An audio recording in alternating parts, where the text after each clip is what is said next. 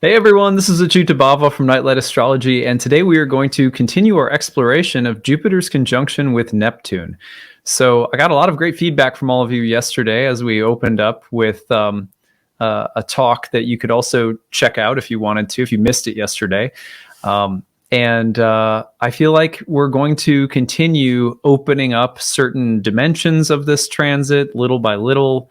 I think next week we're going to devote a good amount of time to this as well, including some live casts. So really excited to be talking about what I feel is a deeply uplifting astrological configuration. It certainly has been that way for me in the ways that I've related to these transits in my own life. So we're going to explore. Today we are going to talk about signs.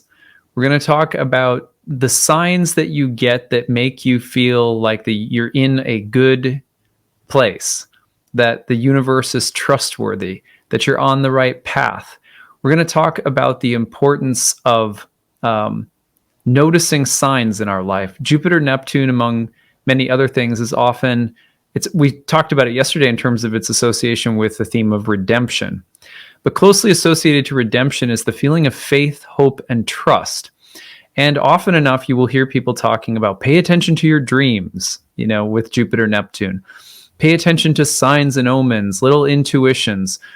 I think more broadly speaking, what I want to talk about today is why is it that signs are so important? Why does the universe speak in signs? And why occasionally do we need something like a Jupiter-Neptune conjunction to give us that feeling of affirmation? I'm on the right path. I've received a sign. I've had a dream. I've gotten some kind of confirmation from the universe. I think most of us who digest, regularly take in astrological content into our lives, track transits and so forth, are probably in the habit of watching for signs and thinking that omens and signs are a meaningful part of everyday life. But why? And why is it that time to time we need signs and omens to show up and affirm you're on the right path, things are okay, have faith, trust, you renew our sense of faith and hope in the path that we're on? This is a transit that often does that. And so we're going to talk about that today. We're going to ask the question, why does the universe speak in signs as we're experiencing a transit that is often about the amplification of such signs? So that being said, before we get into it, until Monday, April 11th, I am running a 50% off sale on all of my courses. If you go to my website, nightlightastrology.com, and you click on the courses page, there's 4 different courses, 4 years worth of curriculum. They're each 1-year programs. Ancient Astrology for the Modern Mystic, the first year program, starts again in early June. You can attend live or participate remotely. Everything's recorded. There's breakout study sessions, lots of tutoring help. There's a lot that comes with the program, so check it out on the website to learn more about it. That would probably be the one to sign up for a lot of you. You can also bundle 2 programs together and save even more if you take up a second program, so that might be appealing to some of you.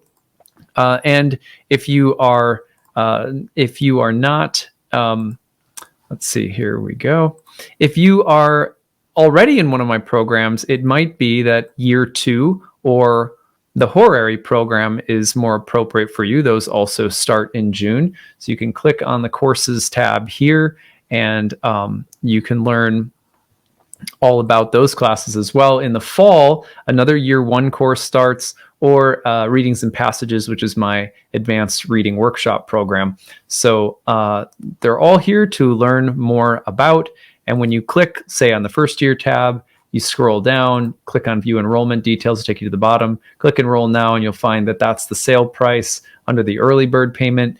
And you can add the second one there for even $100 cheaper. So really good deal. Running it right now because you guys asked for it after the Kickstarter. A lot of you were hoping to take advantage of that really good sale rate that I run during the Kickstarter, but weren't able to. So hopefully this helps a few of you out. Let's get into it with regard to Jupiter's conjunction with Neptune. And by the way, if you have any questions about the courses, info@nightlightastrology.com. So Jupiter is conjunct Neptune in Pisces between March 27th and April 29th, perfecting on April 12th. And you can see that here. There it is. There's Jupiter and Neptune getting together in their conjunction. Ooh, exalted Venus getting into the mix. I think it's a very special month. I feel really super excited about it, and I've been feeling. Of course, these two planets right now, Jupiter and Neptune's conjunction at 23 Pisces, happens to be trining my natal Sun in Cancer. So I'm just really feeling uplifted and inspired, and it came at a good time. For me, I think I told you guys I took a vacation. During that vacation, I feel like it really showed up in terms of just inspiring me with a lot of the ideas that you're seeing me implement, from a little bit of production value changes to the kinds of content I've been creating. Just a little bit more inspired feeling, and that's, Jupiter Neptune gave me signs. It gave me omens. It gave me things to think about. Things started showing up in my life that, to me, were just an affirmation that, yes, you're heading in the right direction. Yes, here's the kind of creative revisions or, innovation that, you should be doing right now. It's funny how it's always at a time where you start to feel a little lost or unsure, or you're starting to feel like, give me a sign here. I need to know where I'm going or what I'm doing, or if what I'm doing is right, or if it's aligned, or, am I totally off base here? And I think that humility and that earnest seeking is always answered, not always in the time or at the time that we hope for, but in time, a sign always shows up. And I've come to trust that very deeply, and I don't interfere. If I put out an SOS, or if I put out a question, or if I knock on the door, I sit back and I wait for the answer, and I know it'll come. But I have to also trust that it'll come. It's a bit like, if you ever tried to remember the lyrics to a song, and sorry, I'm not used to having my camera up there high. So my other camera I'm trying to fix some things with it right now. I've been dealing with camera stuff lately, if you guys watch my channel. Anyway, so now I completely lost my train of thought. This is just perfect. That's just where I've been at lately. Okay, so at any rate, where was I? Let me go to my notes. That'll help me. Yeah, so I'm just going to move along, and whatever I was saying, I'm sure I'll come back to it somehow. So one of the things that, for me is really important is that from time to time, I just sit back and reflect upon what I'm doing and ask for a sign. Getting some confirmation that we're on the right path is, to me, oh, I remember what I was saying. Perfect. That's amazing. Wow, that was such a synchronicity. That's crazy because, oh, wow, that was so cool. So, okay.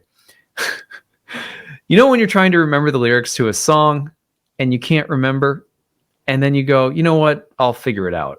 It'll come back to me when it's meant to. And then that's what I was going to say. Isn't that incredible? Wow, that's so cool. There's a sign. Wow, that's amazing.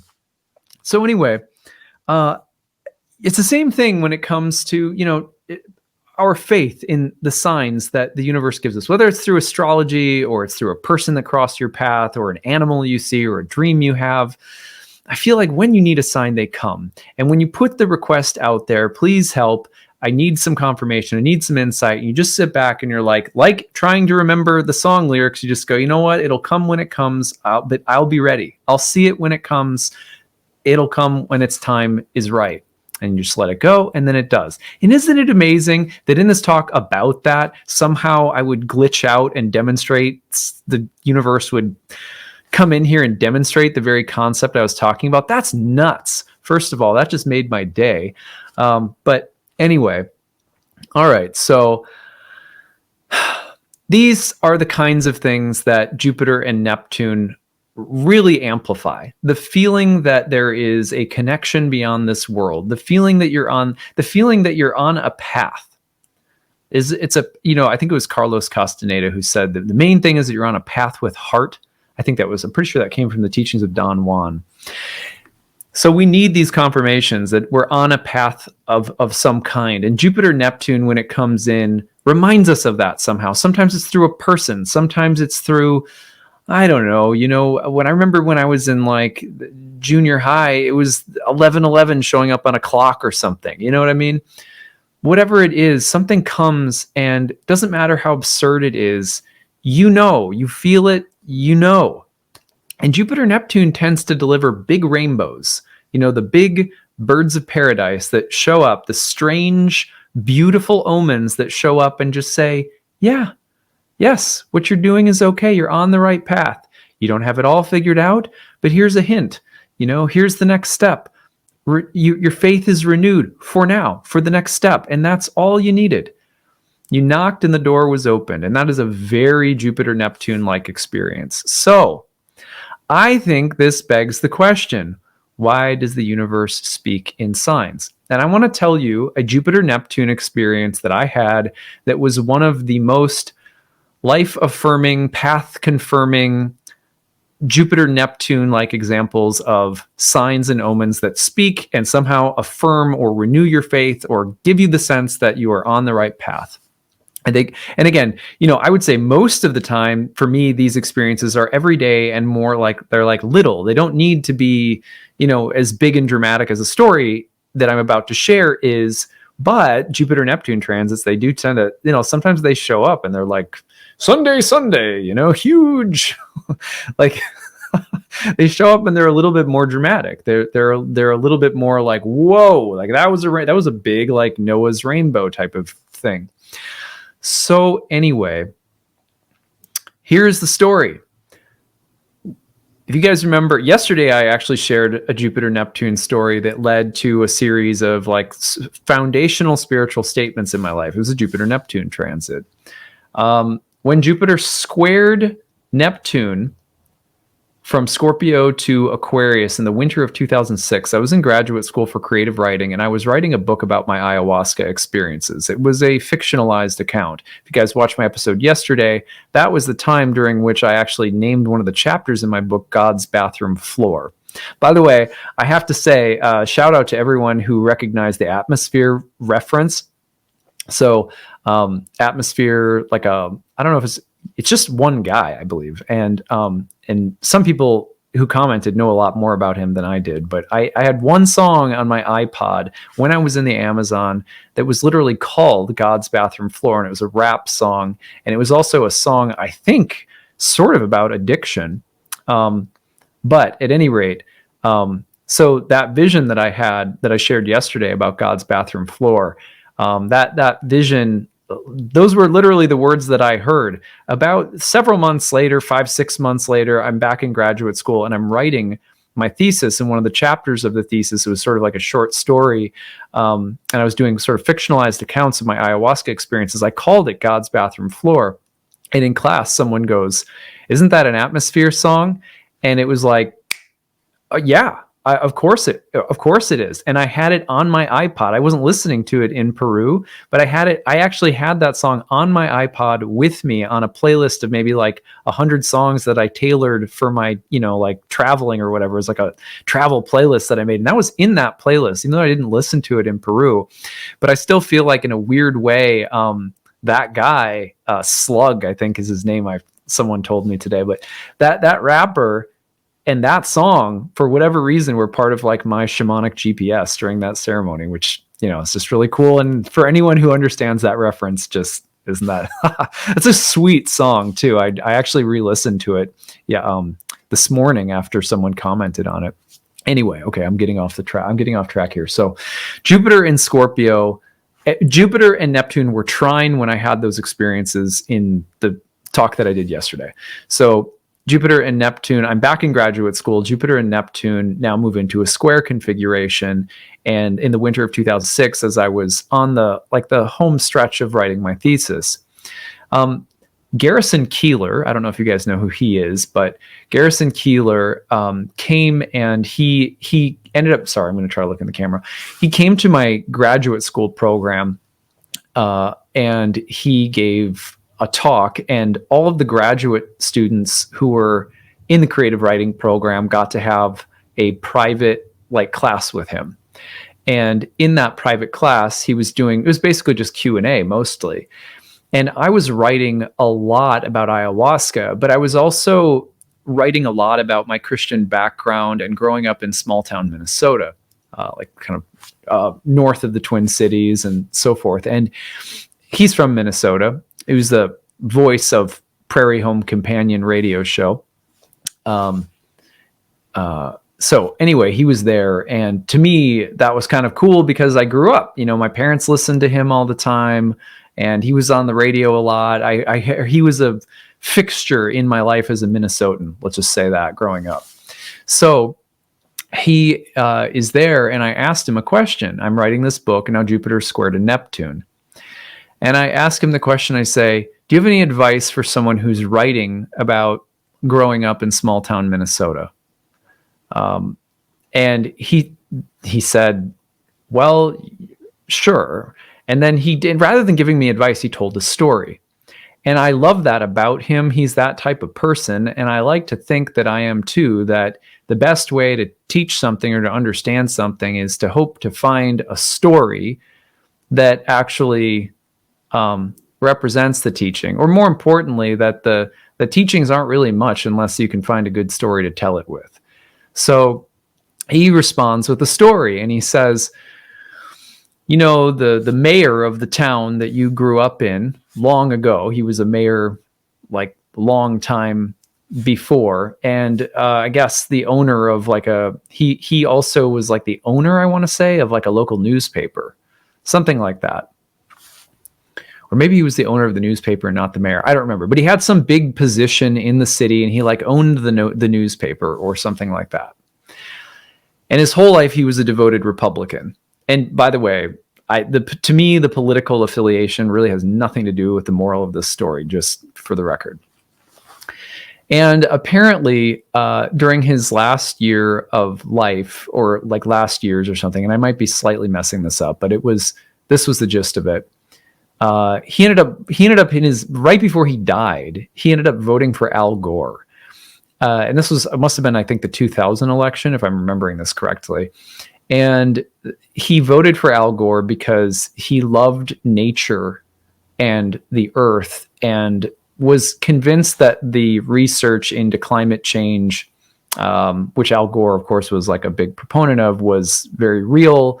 And so, he flipped his political association right before he died and voted for Al Gore. Didn't even get to live to see the debacle, I don't think. I think he died like very closely after the election or something. Anyway. So his point, he just told that story. And then he said this. He said, remember that everything changes. A small town in your memory may always be the same, but remember that even small towns are always changing. People are always changing, and memories are always changing. And I thought that was just such there was probably nothing that was more sagely and important for me in trying to write it. Basically what that comment did for me was it gave me the sense of not trying to pigeonhole or be too narrow about my perceptions of like small town Minnesota that I had grown up in. And so I feel like I ended up writing small town Minnesota in a much more forgiving way and in a much more with an eye for just more of an eye for the light and shadow. And prior to that, it wasn't like I was trying to judge or be hard or like, that I had some negative view of small town life that I grew up with, but it gave it so much more dimensionality because of that. And to me, it wouldn't have mattered if he had said, this person flipped from the Democrat to Republican. I don't really care. To me, the point of the story was that people and things change, even small towns. There's nothing static. So don't write it that way, even though, emotionally you may have sort of static ideas or thoughts or perceptions. Don't stay static in how you perceive your childhood memories or places when writing about them and so forth. And it was just such a sagely piece of advice. So Jupiter squaring Neptune when he gave me that advice while I was writing my book, which would eventually, through a second graduate program go on to be the book that I would end up writing and having published.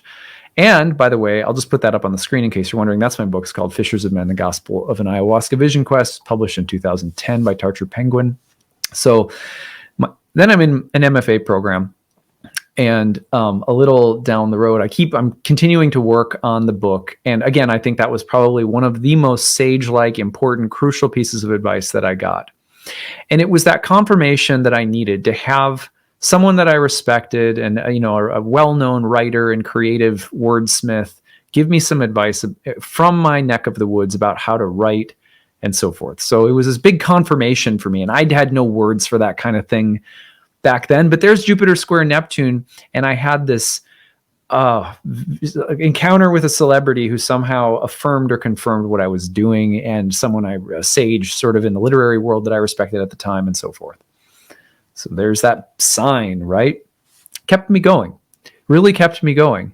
I ended up writing the rest of the book in my MFA over the next 2 years, and then in April of 2009, March, April, May, actually all 3 of those months, my book, which I had continued developing through an MFA program, would end up getting, an offer from Tarcher Penguin to buy it and publish it. And that was a Jupiter-Neptune conjunction at that point. That Jupiter-Neptune conjunction landed in my career house in Aquarius, but it was another major confirmation. I'd been writing this book for, 4 years, 5 by the time it was all the editing was done and so forth. But it was a long, slow process.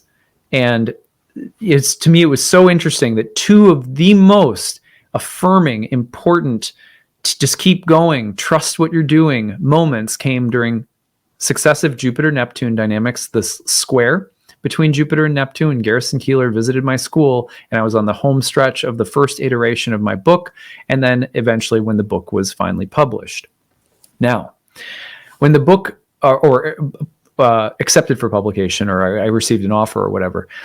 Okay, so then flash forward to the summer of 2010. The last time that Jupiter was in Pisces, by the way, and the last time that Jupiter trined my sun, as it's doing right now. I was on a book tour. They sent me on a book tour across the United States. I was reading at Barnes and Noble, and I was on NPR, and I was on all sorts of radio shows and stuff like that. It was really cool. I was, starry-eyed with the whole thing. It was pretty amazing, especially since I was literally receiving unemployment 1 month before my book, launched, and I also started my full-time astrology practice that same summer. So I'm on book tour. And the last stop of my book tour, thereabouts, I think it was the last. It was either last or second to last.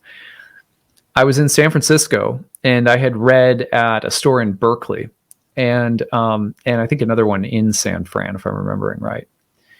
And I'm in the airport, and I'm waiting to catch my flight back home. At the time, I lived in New York City, so I was ready to catch my flight back to New York City. So I'm on the flight, or I'm waiting out, and the people that I'm going to get on the plane to take to New York, there's people coming off from. So we have to wait till they deplane, they clean out the plane, and then we board. You guys get the picture. Who comes out that front door but Garrison Keillor? He comes walking right out, looking like a strange duck.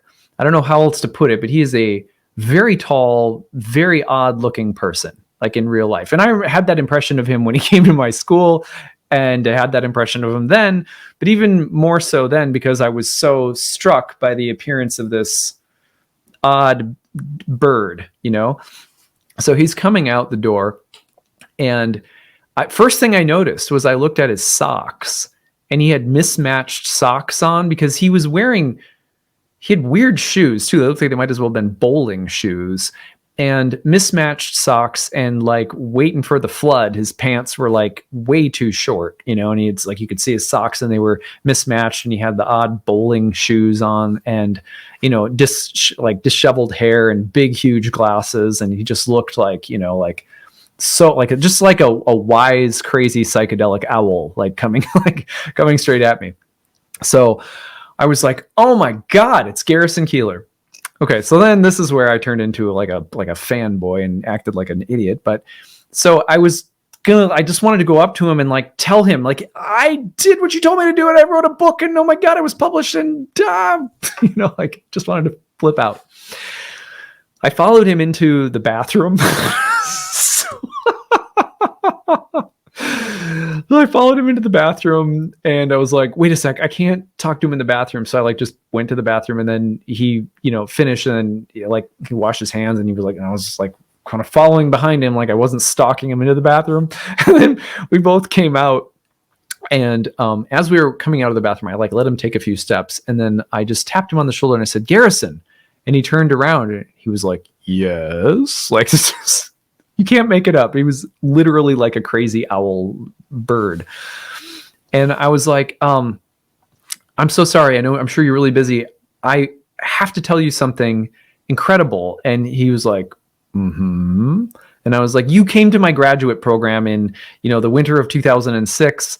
I asked you for advice about how to write small town Minnesota. You gave me this really amazing advice that really stuck with me. And I got my book published, and I'm here because I'm on my book tour. And I just wouldn't have been able to do it without you. And it's just weird that I'm getting on the airplane that you're coming out of. And he goes, oh, like, just like, and he goes, what's the name of your book?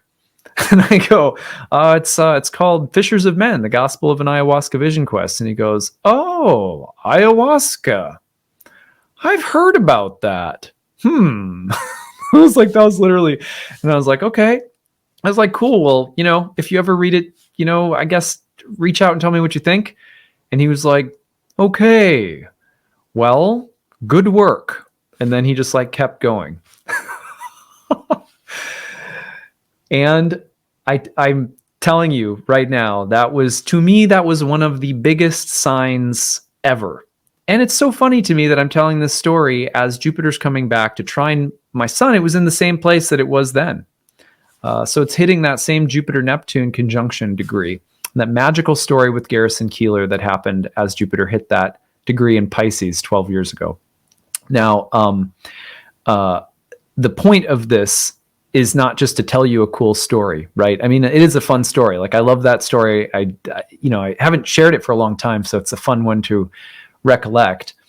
But the reason I'm sharing it is because when I started going back and looking at Jupiter-Neptune aspects, I realized that all of this had happened, meeting Garrison Keillor, and then the book published under a Jupiter-Neptune square, and then a Jupiter-Neptune conjunction, and then Jupiter coming back to the exact degree that it's at now when, roughly the exact degree that it's at now when I saw him at the end of my book tour. So crazy. And just a really, and that's what I mean, right? Sometimes you just get that feeling like I'm on a path. I mean, maybe it's not right to say I'm on the right path. It's just a path, and it's got heart. It's got soul. Thank you, Jesus. You know what I mean? Hallelujah. It's like, for real. So I want to ask the question today, because I believe really deeply that Jupiter and Neptune, as they're coming together, is probably preaching a little redemption into all of our souls. Like, is it not true? I have seen so many emails, so many DMs from people over the past week or two that have been like, Jupiter-Neptune is sending me some signs. It's a person. Is it a strange duck walking out an airport, like walking in an airport like Garrison Keillor? Like, I don't care. It doesn't have to be some big, it could be a simple thing. It could be like, I found a shiny rock. That rocks the shit out of my daughter's world. You know what I mean? You know what I mean? So is the universe speaking to you right now? I hope so. I hope it's affirming you. I hope it's giving you signs. I hope it's reminding you of the substance of your faith. I hope it's reminding you that hope is real. I hope it's reminding you that imagination is awesome. I hope it's reminding you to keep the love light alive, keep the good vibrations going. I hope it's reminding you of all the good reasons that we live life and struggle. I hope it's just giving you good things. But let's talk about why. Like, okay, Jupiter and Neptune gives us signs, but why would the universe do so? 10 things. 1, signs don't give away the ending. So the thing about signs is that signs don't tell you what's going to happen completely, exhaustively, and neither do the signs of astrology. But where there's a sign, there's an intelligence, right? There's a sense, okay, I'm moving somewhere. And I can trust it because I know there's an intelligence behind it, but it's not giving anything away, which means something must want me to experience it. It's like, okay, so then I'm just going to go and experience it and trust because I've had a sign and it's told me there's something trustworthy about this, but I can't know it all. I can't see it all yet, and that's how it's supposed to be. Number 2, because there is no ending. I mean, don't give away the ending is a turn of phrase, but there is no ending. Where there's a sign, there's just an affirmation, it turns out, that faith and love are being further developed, further cultivated. Yes, you can trust. Yes, this is good. Yes, love is real. Yes, faith and hope are real. Just without end. There's a sign. Okay, keep going. And you have this sense that it's just going to keep going on and on and on. But as you trust signs and they keep pulling us along, we also start to trust, I don't need for there to be some end. That's just my fear. That's just my insecurity. As signs pull us along, faith and love develop in place of anxiety about final outcomes or states or making the grade or something like that. Number 3, hope and curiosity move the plot along. Interesting things happen because we pay attention to signs. Signs come and they give us hope and they give us curiosity, and that keeps stories moving and unfolding, and the soul loves it. The soul is here to say yes to experience and to find God and to find love in it. And so signs give us hope and they keep us curious, and that moves the plot along and the soul is happy. Number 4, look, redemption. We talked a lot about redemption yesterday. Redemption is really, at the end of the day, nothing more than the reminder, which we often receive through signs, that everything is part of the plan. Now, that phrase, God, do I loathe cliches, right? Because I'm a literary guy, I'm a writer, I consider myself something of an artist, not very good of one, but I like to be artistic. I like artistic people. So I don't like cliches, but this is a good one. And all you have to do, here's the thing about cliches. They're like good pop songs, right? They only get old if you play them too many times in a row. Cliches are like that too. It's not that they're bad inherently. It's that they get bad because you rely on them too much instead of finding the right times and places to use them and to trust them. It's like people who are always looking for a sign. Every single number that could possibly flash across the clock is a lucky number. Every bird is an omen. Every dream. There's nothing. A cigar can never just be a cigar. You know what I mean? And that's maybe a problem. But it's all part of the plan is not a cliche. It is a truth. And when signs come, they remind us of that. And I'm all about, let's bring that one back. Like, it's all part of the plan. Let's make that sexy again. How can we do it? I've got an idea. Do you know what plan means etymologically? Plan, one of the things that plan means for the etymological roots of the word is to spread out, to spread something out. How about the root plan within the word planet? Planetes, in Greek meant wandering, or like a wandering star. What is astrology? Astrology is to see the plan among the wanderers, among the planets. To see the plan among the wanderers, to spread it out, to map it out, to have some sense that there is a map for wanderers. Now, it's fun to wander, like I'm not saying there's anything wrong with wandering, but when you receive a sign, it's as though in your wandering, somehow you've reached a wayside inn and you're coming into a room filled with candles and there's no ceiling, just the stars above you. And you spread things out on a table and you go, yeah, there's an intelligence, there's a plan. How's that? It's all part of the plan. It's all part of the plan, man, to spread things out. Planets, wanderers, astrology, to see the plan in the wandering. That's what signs are. That's why we love astrology. Get a little bit addicting. You can be a little bit like, what's the sign today? Like I'm jonesing for another sign. And that's a little crazy sometimes, but it's good to be wander. If you're someone who likes to wander, you're probably someone who also likes signs. They go together somehow. They always have. 5, why would the universe want to speak in signs? Because it's trying to teach us a different language and a different form of intelligence. We have ours. We have our sense of what's best and how to navigate. But it's like, hey, there are higher languages and there are higher forms of intelligence that are not purely rooted in fear, desire for temporary things that don't satisfy. What does your heart want? What does your soul say that feels good? Like, what is your soul's definition of what feels good? What does your heart want out of life? We don't necessarily have a language for that. And something about signs. Signs often speak in images, and images capture the heart, soul, spirit, imagination, and we just go, yeah, that. I've been wandering around, and I've been looking for something that feels real. So it's a different language, a language that speaks in images and signs, conveys something to the soul, and then you have a different kind of intelligence by means of which to make decisions and to move along through life. Number 6, remembrance is at the core of spiritual growth, and signs help us remember.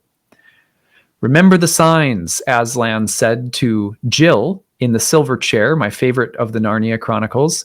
You're going to go down into Narnia where the air is denser in the sublunary sphere, and I'm going to give you a set of instructions. They will be all about signs to watch for that will help you reach your destination, that will guide you through the perils of that world. But you have to repeat them to yourself so you don't forget them, so that when you see them, you will know there's one of the signs. When signs come up, they help us to remember, I am a spiritual being having a spiritual experience. I'm in a body, but eventually the body goes away. The journey continues. There are dim lights, starlight, candlelight. I'm moving through soulful nocturnal spaces. The only way I get through here is to remember, to be a child of remembrance. I have to take some kind of lunar, some lunar sensibility that I have to carry with me to reflect upon experience. I will see signs, and they will help me to remember. And we grow spiritually, meaning we move along a spiritual path, what is a spiritual timeline, different than a life timeline, because when we see signs, they help us to remember. Signs, number 7, also keep us present and alert. That's one of the most amazing things about signs, is that when a sign comes up, there's a way that a sign has of all of a sudden heightening your senses. Where the hell have I been? I've been asleep. But suddenly there's a praying mantis on my door handle. And I was just talking about praying mantises the other day to my friend Bobby, and now there's some message. Even if there's not a message, there's just a sense. Something's listening. Something's speaking. There's a playfulness here. I'm heightened senses. I'm back to the present. I'm alert. We make good decisions usually from those spaces, those alert, curious, I see signs kind of spaces. Number 8, signs make the mundane, and the mundane makes signs. See, the thing is that we live in a world that is mundane. Every day we do things that are often very repetitive and not like particularly joyful, or like buying food or paying bills or sleeping, sleeping can be eventful, but clipping your toenails or something. There's lots of that kind of stuff here. Lots of it. A lot more than we think there is. Because, between social media posts, we're probably, picking our underwear out of our butt or something. So there's just a lot. There's a very strong, like, mundane reality that we just live in every day. And the mundane needs the contrast. Everything in this world is moving through these dualities. So signs come out of the mundane. The mundane makes signs. But also, signs give us some sense that walking through the mundane elements of life is part of it. They confer blessings and affirmation upon one another, the mundane and the world of numinous signs. They are like dancing together. And I don't think it's that, one of the things that I don't like about the addiction to looking for signs and omens is that there seems to be behind that some stubborn resistance to also allowing mundane things to exist. And it's like, well, you can't have a meaningful sign unless you're also giving some space for your mundane existence and not always looking for 1111, if you get what I'm saying. Number 9, why does the universe speak in signs? Because they're beautiful. Does there need to be any other reason than that? They're just beautiful. Holy cow, they're just so beautiful. So the universe speaks in signs because they're aesthetically pleasing, and the universe is not only about truth and learning and teaching, it's also just purely about beauty. Number 10, because signs help us see the world and hence each other as ensouled. How much harder is it to objectify nature, to objectify animals, to objectify each other, to look at each other as mere players in my story, when a bird can be a bird but also a sign? When a person entering your life can be a message to your soul, it's harder to then not recognize the soul in that person. So signs help us see the world, the cosmos, each other, creation itself as ensouled.